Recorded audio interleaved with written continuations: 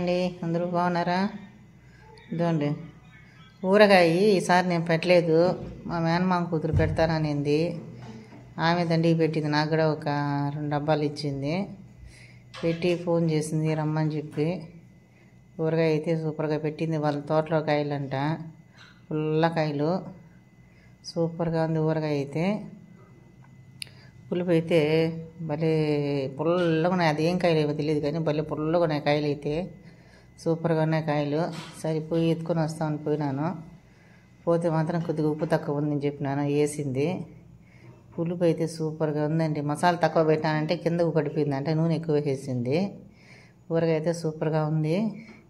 ఇంట్లో చేసుకునే ఊరగాయలు మనం ఎంత కావాలంటే ఉప్పు కారం వేసుకుంటా కాబట్టి నిల్వ చాలా రోజులు ఉంటుంది, సంవత్సరం వరకు పెట్టుకోవచ్చు. ఈసారి అయితే ఒక గిన్నె కాబట్టి సరిపోతుంది మాకు.